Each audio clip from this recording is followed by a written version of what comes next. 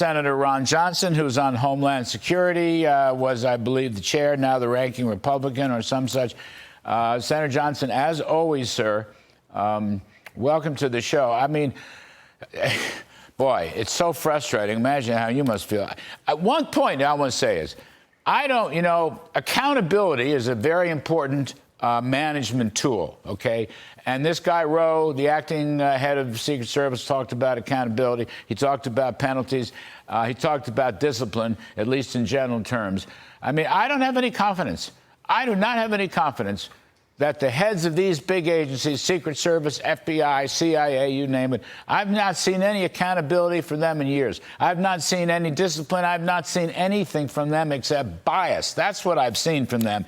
And that's what troubles me, Senator Johnson, not just for the health and safety of former boss Donald Trump, but for anybody running from high office, anybody. That's what troubles me. Accountability? Really? Help me out on this, sir. Well, we did hold former Director Cheadle accountable. She's gone. But no, this is generally, they're very good at bureaucratic gobbledygook. They know the right things to say. But, we had Acting Director Rowe come into the Senate last week to give us a briefing. This is how they slow walk. They come up to give us a briefing. They virtually tell us nothing. What I gleaned out of that briefing was that everybody was responsible, which means nobody's responsible, which means nobody can be held accountable. That's the problem. So, certainly what the Trump campaign, I would say every campaign ought to do is they ought to hire a security expert that oversees all this so that that person is responsible.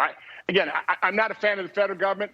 I'm not sure there's ever going to be a bureaucracy that you can be, hold accountable. I will tell you, even Democrat chairman of our committee, we've got a four-office bipartisan investigation going on.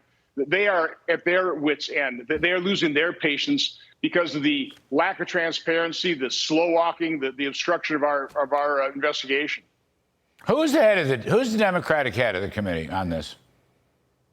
So it's right now Senator Gary Peters from Michigan, right. And then I'm ranking member of the Permanent Subcommittee Investigation. That's Senator Richard Blumenthal from Connecticut. Right. So those are the two chairmen. They've got subpoena power. They're starting to talk about it. We're going to be issuing a preliminary report this coming week. Again, a lot of it's just going to be confirming what you basically already know, just all the failures that you would just assume that Director Rose or Acting Director Rose talking about. I think there will be some interesting points that we'll probably raise some additional questions, though. Well, okay, I know Dick Blumenthal well, and if he wants to be, he can be very constructive on this. The other thing is, Senator Johnson, look, the whole business about presidential protection right now, Mr. Trump's on the campaign trail. As you know, he's back on the campaign trail. He was in Michigan. He was in Uniondale, Long Island. He's going to be on the campaign trail. I will say Kamala Harris, not so much, but she will be on the campaign trail. Now, I just don't understand this.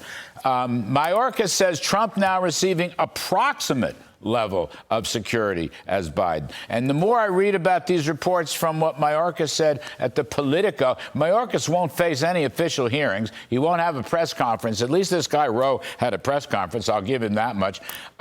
It's all word. It just sounds like word salad to me. That's all I'm saying. I have no assurances that at least intellectually, mentally, I don't have any assurance. I don't think I've seen any clearly. And like yourself, I've been working in government in and out for many years. I don't see the assurances that something has really changed. They may have put more agents on the beat, but is it enough? Are there enough resources? As our Chad Wolf said the other day, do they understand the need for threat-based resource allocation, that kind of thing? I don't know. What do you think? Do you think that Trump has full presidential protection now?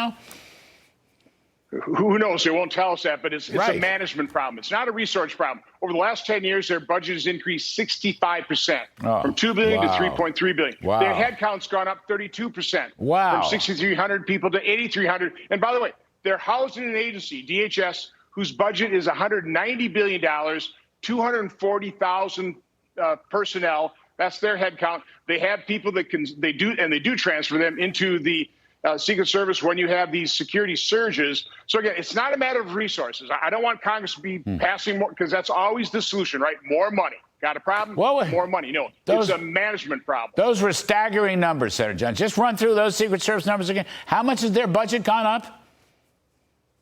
from 2 billion to 3.3 billion. So that's 65%. Headcount from 6,300 to 8,300.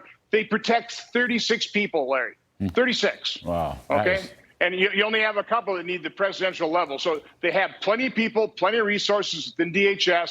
It's a management problem. And many people have said, with respect to the personnel of the service, that unfortunately, affirmative action and DEI and woke hiring practices have entered into it, just as they've entered into a lot of our security areas, including the military, in recent years. Do you find that to be true in your investigations?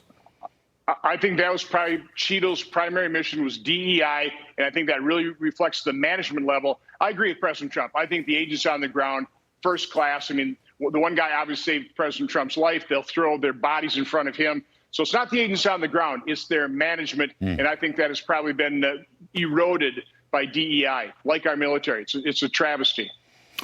All right, we'll have to leave it there. Senator Ron Johnson, thank you, sir. We appreciate you.